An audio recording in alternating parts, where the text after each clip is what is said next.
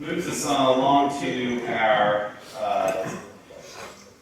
any other announcements that people want to share? All right, at this time, Mary Jane Aiken's got a program. She's going to be talking, presenting, and what's the bar of the Collinsville Police Department. So Mary Jane.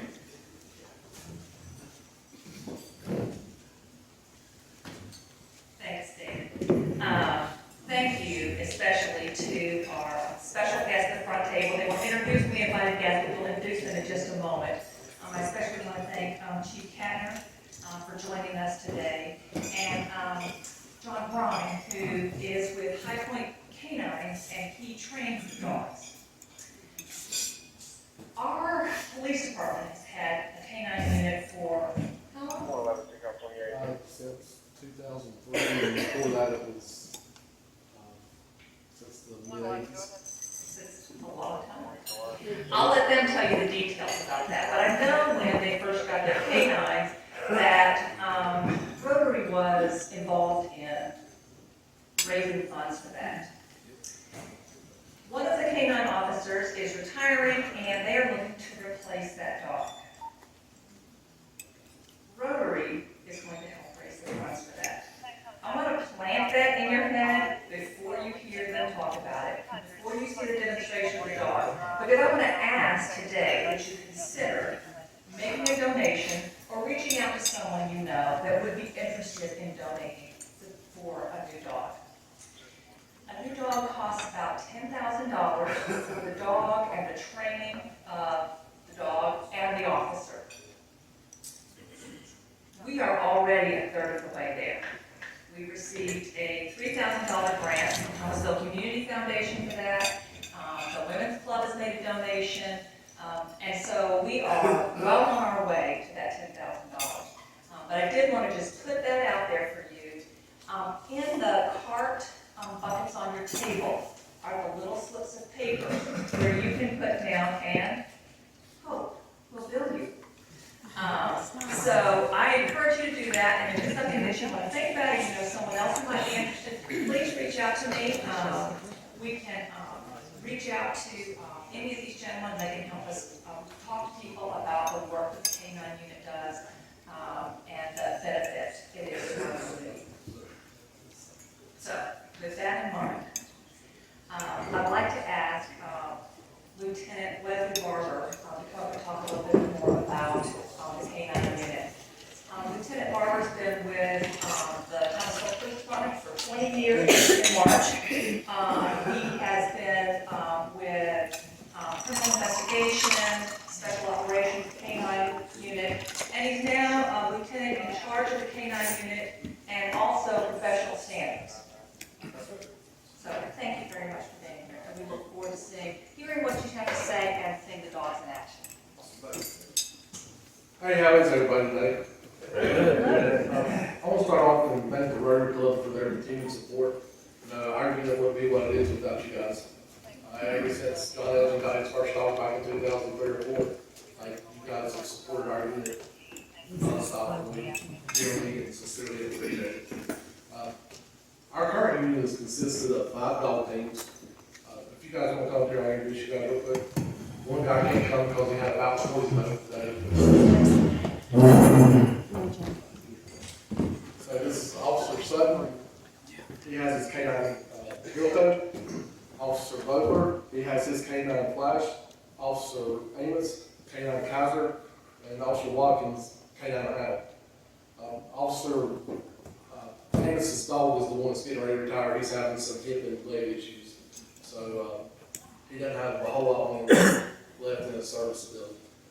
So these guys are trained at High Point Canine Solutions. Before we went to Castle Canine, and then we did a stint with training our own dogs, but it was kind of bad case logistically with having to take manpower off the street. So right now we're going with High Point Canine Solutions. They're a local agency. They do an awesome job, and every time we need something, they're up in Mason County.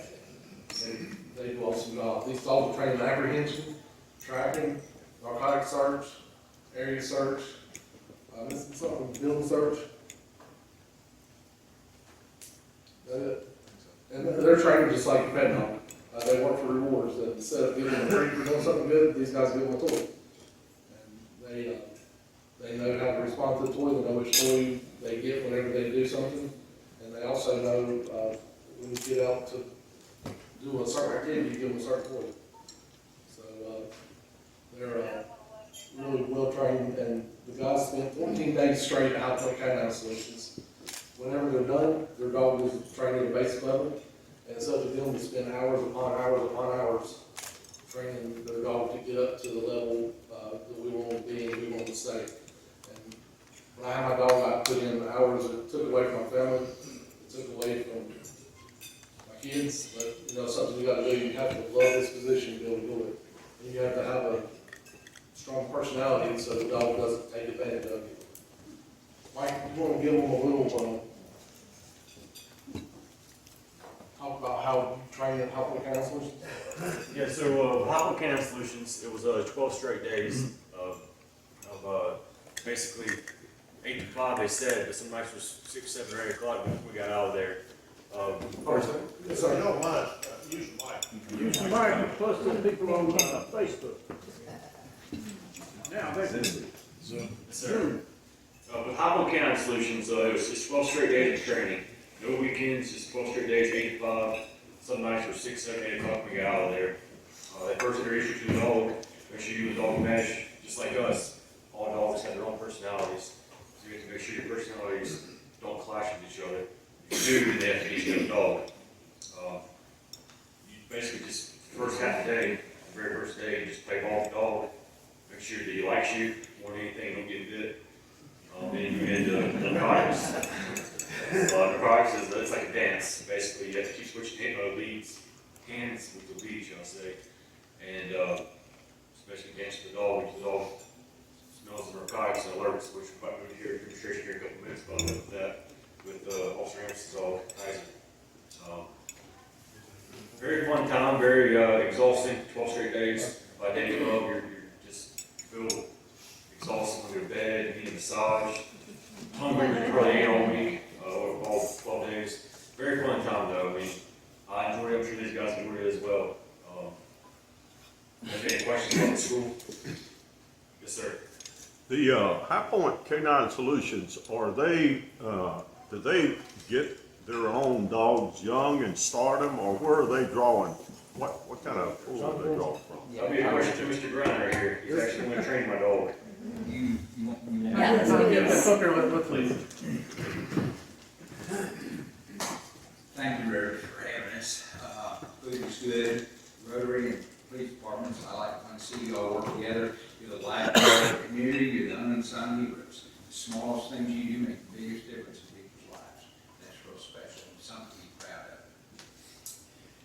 They asked me when I was sitting here to get up here and say something a little bit about training dogs. I kind of stopped. I don't really train dogs, I train people. Right? Dogs are easy. I tell my dog said he does, but then you said you will whack, how come? That's where the breakdown begins. Is that what I tell you to do? Life will be good. It's that simple. His question was, Where do we get dogs young or mature? I'll get some dogs when they're a puppy, 1 or 2 a year, and I'll raise them up. Some dogs I get out of your backyard. Some dogs I pull from shelters, some dogs I import from hop. It just depends on what the need is, who the officer is, his personality. We don't really just sell dogs. I form teams. Teams are what's important. Because I've got some dogs over there, to use as an example, like Watkins has Al. Al's a real man-eating dog. You just don't put him with somebody for the money. This is not about the money for us. I'm retired. My partner is fixing to be retired. Nationwide, these dogs sell for about $18,000 to $20,000. Okay? I don't need the money, so what we do is we do what we love to do, and that's what we do with dogs. That's why the price is around $10,000 or $11,000. But the dogs can come from anywhere. I get calls. I've got a dog. He's out of control. We're moving. I got to go back to college. Like I didn't know that when I got this dog 6 months ago. So I'll come out. We do some basic tests on the dog to see if he's got what it takes. We may want our children to be doctors. We may have the funds, but he may just not have what it takes to be a doctor. So not all dogs will do this kind of work. It's a very, very select few. 8 lab puppies laying there, and one of them will work for police work. 3 or 4 will make great pets, 2 of them are just absolute losers. It's just the way it is. You know, we can have children, and one may be a minister, and the other is a daggone serial killer. He did everything exactly the same, but it's just not right. Just because I have a German Shepherd doesn't make him a great police dog or a cat. It's all about personality and attitudes. You know, the #1 problem, I've done military, law enforcement, personal protection work, I've done this stuff for over 50 years of my life. The #1 problem we all have with a dog is we treat our dog like a human being, and they treat us like a dog. So, I know it's kind of funny, but you've got to get in your mindset, when you're dealing with a dog, I'm dealing with a dog, not a person. Dogs live in the moment. They don't care about yesterday, they don't think about tomorrow. They don't buy life insurance, they don't think about dying. It's all about what works for me. A dog, if it won't work for the dog, they throw it out. People, if something doesn't work for us, we just keep doing it. And we don't understand why our lives are messed up. A dog will throw it out. He said, this is what works for me, this is what I'm gonna do. So when your dog is doing something that you don't like, that's because in that dog's mind it works for him. It's up to us to change his mind, so hey, this pack doesn't roll like that. All right. So what we do with these dogs is we provide a service to the community. My service is to train a dog that brings these men and women home safely every night to their families. Their service is to give you a dog that will protect you while you're sleeping at night. Stress is tracking a man with a gun in the middle of the night with no flashlight on a 15-foot lead. That's stress. And that's what these officers do.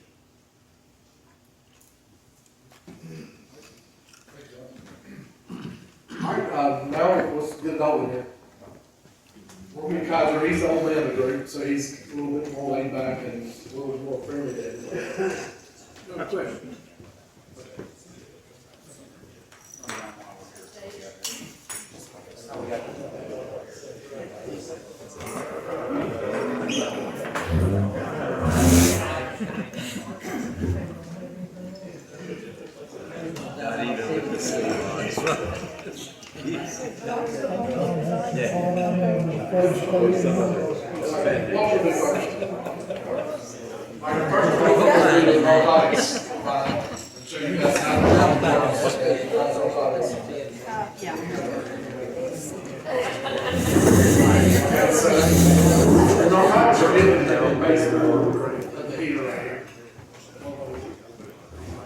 There's a little bit of marijuana in there. We all have DEA for this.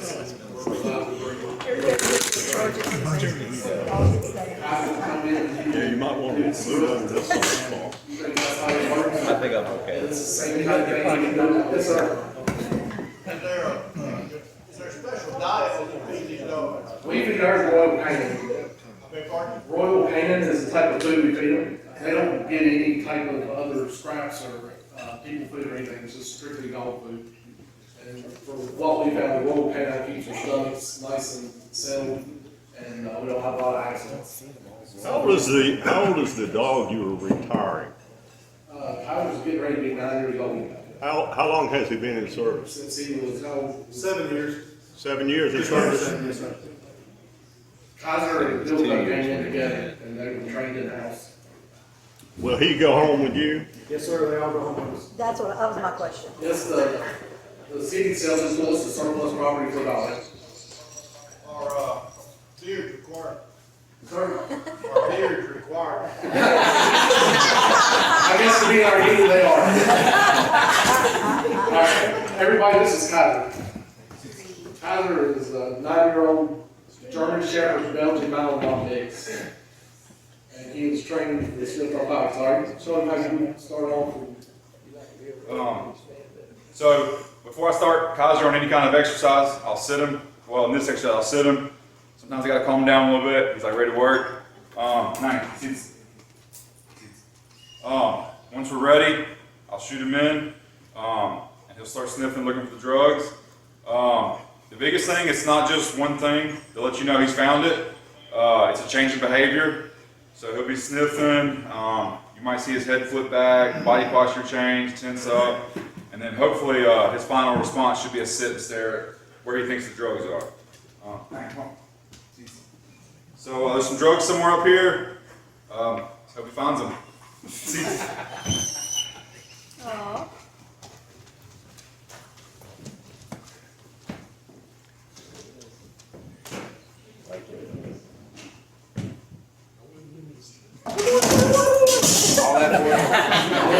And just like Lieutenant Barber said earlier, our dogs work for some kind of reward. They don't work for free. In this case, his is a calm toy.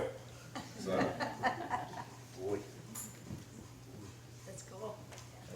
You guys got any questions about the narcotics funds? Go ahead, ma'am. Do all the dogs speak German or just yours? They're 50-50, so we have 2 of our canines currently are in German language, and 3 of them are in Dutch. Mine's Dutch, he's German, Dutch, right? Oh, wow. Mine was Portuguese. He came from Brazil, so that's why. And we all know each other's commands. If something were to happen to that handler, we could step in and take control of the dog. Nobody else gets injured. Cool. And I have a question. So, do all drugs have a smell that he can find? The 4 that we do, marijuana, meth, cocaine, and heroin. Okay. Those are what these dogs are trained in now, they'll smell. Okay. They also alert to the derivatives as well. For example, MDMA as a pure form of meth, they're alert to that as well. Or fentanyl. Fentanyl. As derivative. Yes, sir. You ever have any trouble with this CBD stuff or whatever it is? CBD, no. Are you talking about as far as the dog kennel? Yes, the dogs can tell the The dog difference. will get on CBD. They will. They will. Now, a lot of agencies are no longer training their dogs in the odor of marijuana, just because of that. I don't think John did train any marijuana in their stuff anymore, I'm not sure. But I know High Point does not alert marijuana. And you can proof them off of it if it ever did become an issue. Yes, sir. The tragedy in Florida with the hotel collapsing, we have a dog, that will find out, we had to have one. No, we don't have a cadaver dog or ball dog. The one close by, the one in the area. Sir? Would there be one in the area? The Davis County Sheriff's Department has a ball dog. And then Randolph County has a cadaver dog. There's also Davis County Emergency Management, Mark Robbins has a dog he's training in cadavers. So we do have those resources available if something happens we need. But so I've never had to use one yet. What's the youngest dog you got working right now? Brick is the Czech Shepherd that's not here today. He's, I think, 2 years old, I believe. Mine's probably next in line with Al, about 3.5 years old. Are you going to put him up and get a flash and show us some videos? Now, one of the biggest things we have to do is just back to work is our dog has to be obedient. And you can't have a dog, a white dog especially, hopefully, and being around people without being able to talk them back. So, Officer Rogers will get his dog flashes and out a while. You're going to see a little bit of difference in the dogs. He's smaller, he's got a black face, and he's more agile and quicker. So, he's going to show you guys how they do their obedience training. And you have to re-qualify these dogs how often? Every year, we're a member of the North American Police Workers Association, and we certify every year. And it's a process that they do all their activities or training, and they have a standard certification. Yes, sir. Do the handlers get to adopt dogs when they go to retirement? They do. Like I said, the city sells them surplus property to the animals for $1, and they keep them for the rest of their life. Yes, ma'am. Would it be more advantageous to consider having cadaver dogs trained for this new dogs, since you have 5 that are trained to do drugs? Well, in my experience here in Thomasville, we've never had to use a cadaver dog, so they would be doing a lot of sitting. They could probably be maybe statewide, but here in the city, I think the most advantageous thing would be to do another patrol dog. And these dogs do their job and, catch bad guys, but one of the biggest things they do is they come out in the community and they interact. How many dogs do you do? We do probably a couple every month or so. How much drugs have you confiscated in, say, a year or half a year? A bunch. Yeah. I could give you a number without going back and looking through the training or their, reports, but I know, yeah, drugs is just a small part of what we do. You know, they track down suspects, they, search for articles. Like, a couple of months ago, Amos's dog found $65,000.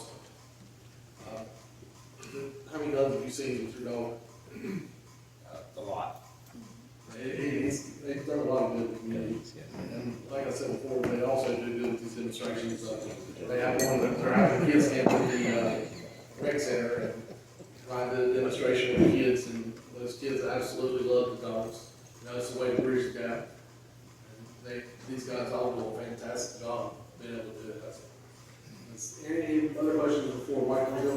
This way. How do you earn or how do you promote to be a canine officer? Okay, so you have to show this, first of all. If we want to, and this is Splash, one big play for me out there. We're not still everywhere also. But you have to show me, you have to attend training with these guys, and then we'll have a process to pick the next handler. They have to go through, kind of review the handler, sit down and decide who they want to have. One quick thing. One quick thing. I didn't tell him to do anything. He automatically started hunting just now for narcotics. And he's laying down where the narcotics that Kaiser just found was. Come on. Got bold. Got bold. As you can see, the temperament of him compared to Kaiser is significantly different. He's more high-strung. I call him Psycho all the time because of that, but he's a good dog. Flash Poos. Flash Poos. We tell folks, if you run a German Shepherd, it's like driving a pickup truck. This is a Ferrari. So is that the reason that they're crossing the shepherds and the Malinois?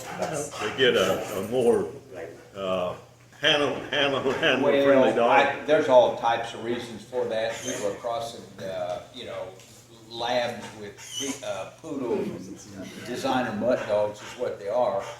A lot of them have crossbred shepherds trying for that perfect mix. They want that high-strung dog, more of a slow type thing. You know, I personally, if you don't have the personality to work a dog like that, it makes your job miserable when you go into work every day. You've got to be geared for that. So it's easier to take a slow dog and build him up rather than take a fast dog and slow him down. Makes sense. And I can attest to that. My Malinois had his eyes twitching and teeth chattering and bark 24/7. Yes, sir. Have you had any dogs killed in the line of duty? No, we have not. We've had some that have died from natural causes while they've been working. Officer Watkins had a dog named Argos, and he died of what lymphoma. But no, we have not had any actually killed by suspects or anything in the line of duty. Sir, do you have a question? Yes, thank you. At retirement time, the dogs, assuming they're taking care of them, how do these dogs assimilate into a young family, small kids? Are they pretty reliable? They are. I'll tell you, when my dog retired, I had, I think my kids was 5 and 12, and, he just became a vet. I was never worried about him biting his family. He just moved into the house and lived alongside. And I think, once they get older, that drive right there will probably calm down a little bit. I know mine did. Unless you're Bill Cody. Well, unless Joe's dog, his dog, he's 9 years old, he's still as crazy as they are. Mike, what's up with the business today? Yes. So one cool thing about Flash, like I say, he's in Dutch, but I don't have to do all voice commands. I can do hand signals, like.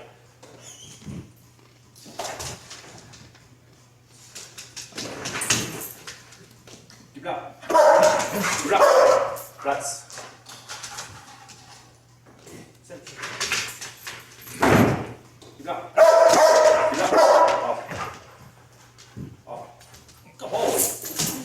See, every time he does his work, he gets paid paid. And that's why he does what he does, because he loves the Lord. We'll show some healing and back and forth and stuff to do. My best for that. Puss. Nee, puss. He loves toys so much, he didn't like to put it down. I have a question. Last puss. Did he recently have a procedure? Yes, he had his teeth cleaned yesterday. That's why his leg's shaving like that. Do you ever let him off the leash? I do, but I don't want you in here with so many people in No, here. but I'm just saying, like in your work. Absolutely. I take him New Rose and Mays on National Highway. There's a large Rose and Mays the restaurant. There's a large field behind that. On a daily basis, just about. I take him out there at the end of shift. We didn't do anything very productive that day as far as he goes.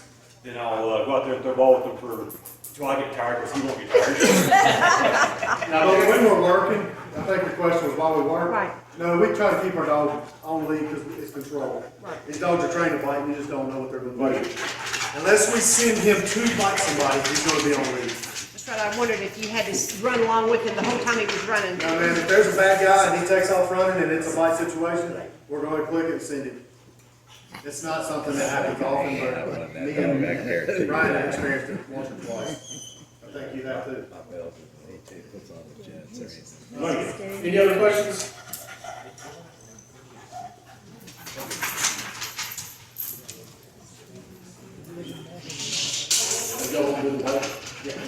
Alright, now we're gonna bite. And this is how these guys train with their, usually use their suit.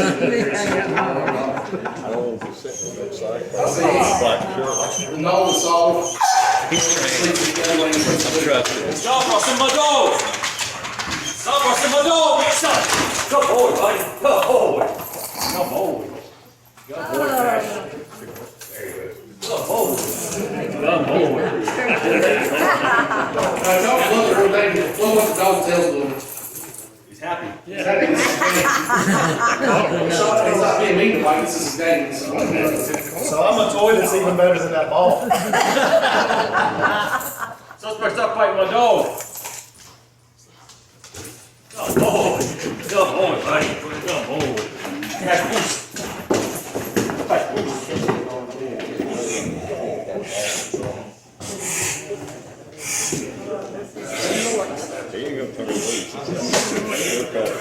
Good boy. Good boy. Give me that arm. I heard you.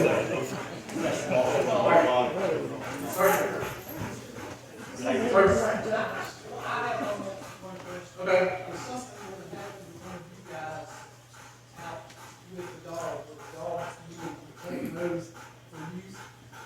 It's very possible.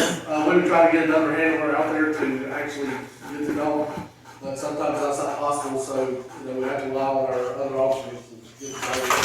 And all the hopefully would be easy enough for them to get him by the leash and just get into the car. We had one incident happen like that with John Wilson, if y'all went to the yard. He broke his leg in half on the track and had to get his dog and put it back in the car and everything was sweet with it. So we hope that Officer Watkins' dog, he may be going to the hospital with it.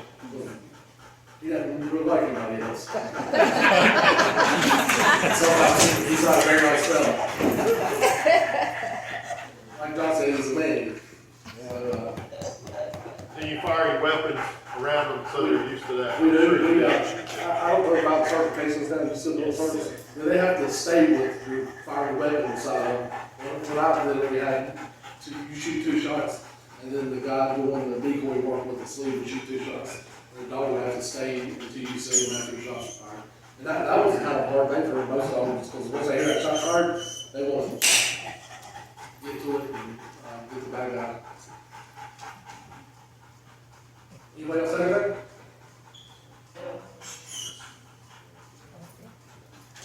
Well, we truly appreciate you guys giving us a chance to come out here and show you what we do. Like I said, these guys work day and night, taking the city. And they also do a bunch of these demos, which help bridge the gap between police and community. Most people see a police officer So when you see a dog, it's easy to approach. This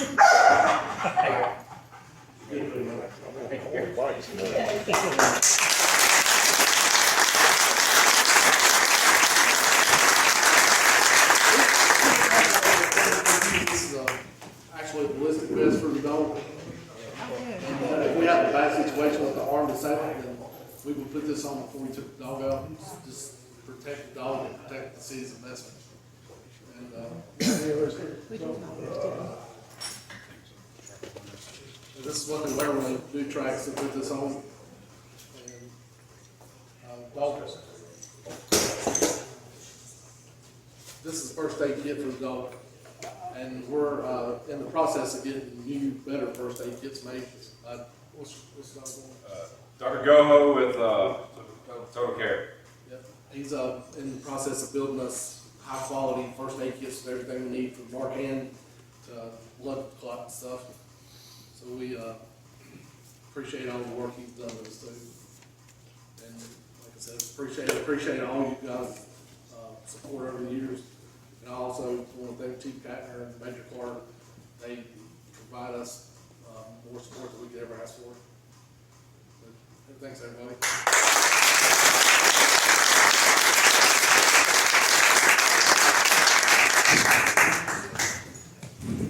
I have one more question. Yes, That ma'am. is, if like I were to approach the car where the dog is, do you let people get that close, or what does the dog do when someone tries to like reach the premises, you know? So our back windows to the Tahoe, of course, you can't, if we roll them down, you can't get fingers through there or anything. Oh. If you stick your fingers somehow through mine, you're gonna come out with a nub. You're not gonna have a finger. By the time, like with my dog, if you even remotely get close to the Tahoe, you ain't even gotta be close to it. All he has to do is see you, and the Tahoe will start shaking. He'll start barking, growling. He's trying to come through the door. Some of them just relax. My dog, you would know, is in there. He'll lick your face. Yeah, he's usually asleep half the time, so. Y'all were great. Yeah, thanks again, gentlemen, for coming out today for the demonstration, sharing a lot of information. Mary Jane, thanks for setting up the program.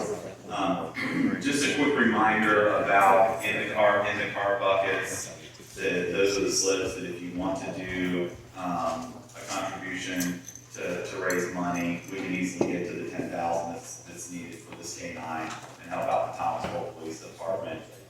You know, every dime we raise through Rotary, through the work that we do, through asking and giving, goes to great causes, but there's not every cause necessarily directly helps us all sleep better at night through safety. So we definitely appreciate all the work you gentlemen do.